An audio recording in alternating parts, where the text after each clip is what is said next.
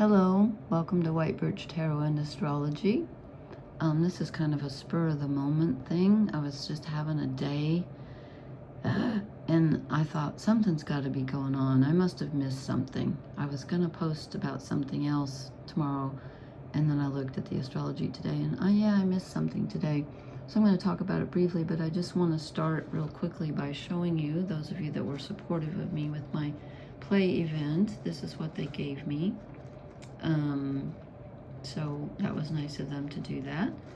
And just briefly, I'll tell you that I guess it went well, although if I had it to do over, I would not be one of the readers because I was so nervous that I did not get what I wanted out of it, which was audience feedback. I was in a zone because I was terrified, and I have no idea, like I really wish I could go back and do it over, and I would not do it that way, but I'm proud of myself for doing it. And perhaps, you know, I ran into someone who told me about another thing coming up, so you know what, it might be good. Anyway, thank you all for your well wishes. I survived it, just barely. And so I've pulled some cards, and I just want to say that so today's the 4th of June, like it's just barely after midnight, so to me it's the night of the 3rd, and on the 3rd, so it's still potent, Mercury actually squared Neptune, and I will timestamp when I start the cards because this is going to be very short, the astrology. So Mercury's in Cancer and Neptune's in Aries at about 3 degrees, and a square is uncomfortable energy where they're at odds with each other. So when Mercury's in Cancer, we deal with emotional things. Emotions come to our thoughts. We're almost forced to think about them because they're just right there. And squaring Neptune, that can bring in some mental and emotional confusion, some no, I just forgot the other word. I had 3 words, keywords: confusion, inspiration. Actually, it can be you can get some very inspiring messages from others and about yourself and feelings. Why am I spacing out? I had 3 words that I should have written down. Well, just super emotional. We'll just call it that. You can be super emotional today, or for a couple days. And then on the 9th, which, we're not there yet, Mercury is going to square Saturn in Aries. So, there's going to be a lot of stuff on our minds. We'll talk about that later. And the same day that happens, the 9th, Venus will conjunct Jupiter in Cancer. So get ready for some emotions to be hanging around, for sure. So, okay, what time? Let's see, 3:50. Okay. I pulled some cards, and they're strange. I might need your help on, I think I get it, but it's very interesting. So, this is the Cross of Truth. So this is our energy. And I got the Hermit. And this is interesting in light of the fact, and again, I won't go on about the astrology, but the South nodes are in Virgo, and they're going to square Uranus. And so are the North nodes in a couple of weeks. Anyway, because this is the card for Sun in Virgo. But the Hermit, this is telling us that right now we need to be quiet, go within, listen to our own counsel, try to, quiet the noise that's around us, whether it's from politics or family or whatever. Try not to worry. Try to center yourself.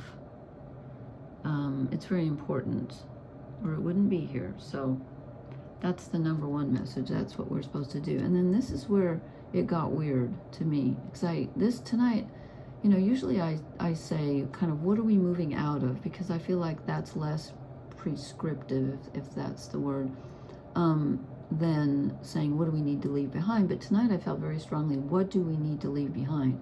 So first I drew the 6 of Wands, and I was like, what? We're supposed to leave victory behind? Well,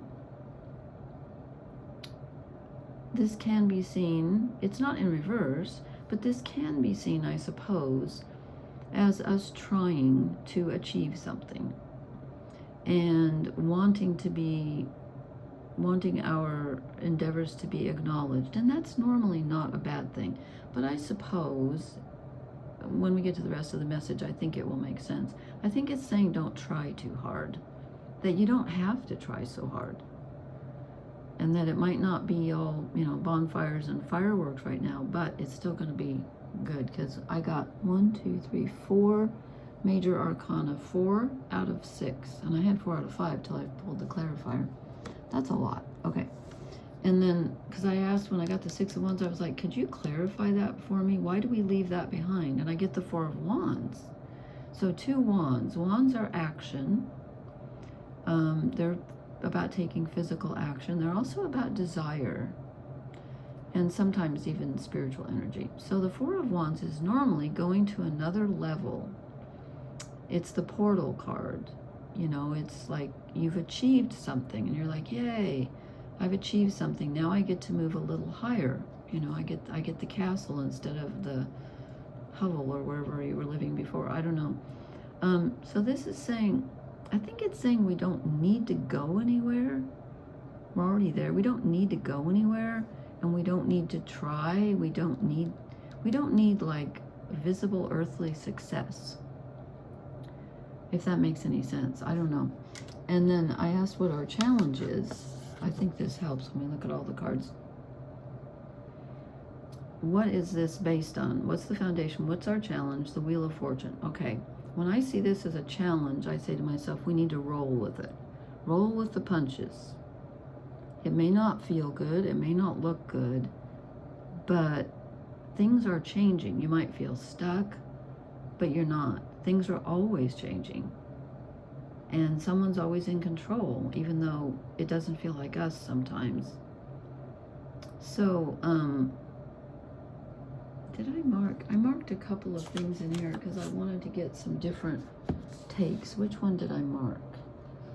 No, I didn't mark that one. I marked... Oh, I don't know where I am. Oh, I marked the next one. Well, we know what the Wheel of Fortune is. I mean, change is coming, okay? But I think it's telling us we don't need to do anything. It's going to happen with or without us. Oh, I forgot to do in front of us. Sorry. I get the universe, which is the equivalent of the world. So in front of us, so we have the Wheel of Fortune, which is, major change without us doing anything. It just happens. And the universe, which is the end of a cycle and the beginning of a new one. So, and I did mark this one because I wanted to see if there was anything different here. And it says ascension, opening to a higher dimension, culmination and synthesis, enlightenment, attaining a broader view of life, harmony and perfection, epiphany, a heightened sense of being alive, purpose, confidence, completion, blah, blah, blah. So, I shouldn't say blah, blah, blah. It's not blah at all. So I think it's telling us, there's a larger purpose here. Things have felt, to me anyway, kind of out of control for a long time, for a while. Like, just, that feeling you get like when something is afoot and you can feel it, but you don't really know where it's going. You don't have the plan, but you don't need one, if that makes any sense. Where we're going, we don't need a map. The map's already there. It's we're just gonna follow it, I think. I don't know, because look, I said, well, what blesses us? And I get the Fool, and I thought, okay, wait, you're telling me don't really do anything, just go within. But I guess the Fool's a different kind of doing. I think in this case it's asking us to take a leap of faith, but without the roadmap. And the Fool never has a roadmap. He's just like, I'm gonna go. So I think that's what it's telling us, is like, it's time for change. And the change is gonna come. And we might be asked to take a step, but we probably don't have to plan. And it looks like again, I feel like we're doing it alone. There's been a lot of alone energy because there's nothing, you know, there's nothing here about working with others. It's, you know, with the Hermit in the center, it's about being alone and going within. It doesn't mean others can't help. It's just, I don't know. I don't see any, like, I don't see a lot of relationship here. I see a relationship between us and the universe, but not us and other people. Okay, then I drew 2 of the Shaman's Dream cards just to see, because sometimes I like them and sometimes I don't. And they kind of go together. I got deep quiet, meditation and stillness. And in the hand, the universe is your partner. Oh, well, see, yeah, that's exactly who we're partnering with right now. And what did I do with the book? I mean, I think we kind of get the sense of what those are, but it says, when deep quiet appears, it is a message from the cosmos calling you to stillness, to step outside the concerns of your everyday life. This does not mean to slow down and take a breath, although that is a good start. The cosmos is inviting you to go deep, to that place where the noise stops and there is only the vast emptiness of inner space. Well, that's the Hermit for sure. After you have said yes to this invitation, you will find that the world can get along quite well without the need for you to manage it. You will enjoy the freedom that comes with stillness, the clarity and spaciousness offered by the silence. Oh, that sounds good to me. That sounds really good to me. I don't want to have to control anything. Okay, and then in the hand, universe is your partner. Feeling secure, taken care of. It says, something amazing happens when you contemplate your intimate relationship with your higher power. How do you engage it? Right now, if you imagine relaxing, curled up in the hands of the divine, how does that make you feel? Can you then turn over your needs and desires to that divine power and trust that you're safe and secure and don't have to do anything at all to feel that way? That's making me cry. I don't know. I need that. Grace is activated in your life right now. You're in good hands. Your work, family, relationships, home, everything. You've done all you can. So now is the time to rest and recharge instead of producing, doing, acting, strategizing. A hot tea, a good book, and a soft blanket are in order. Well, maybe that's why we got these as the things to move away from. Stop trying to achieve. Okay. Well, that may seem like a kind of a, not a very, invigorating message, but I think it's really powerful. And again, there's some change coming here. Oh, and you know what? I have a quote. I don't have my phone with me, but it's an easy one to remember. I was reading quotes by the author Tom Robbins. I've probably quoted him before. I love him. He wrote Even Cowgirls Get the Blues and Still Life with Woodpecker and Another Roadside Attraction. I was obsessed with him when I was in my late 20s. He's so good. Anyway, he said this, and I probably got it in the wrong order, but it doesn't matter. He said, I believe in nothing. Everything is sacred. I believe in everything. Nothing is sacred. I love that. So, thank you for listening. Please leave me a comment. Let me know how this resonates. And please hit the like, share, and subscribe buttons. And thank you for being here. Blessings. Good night.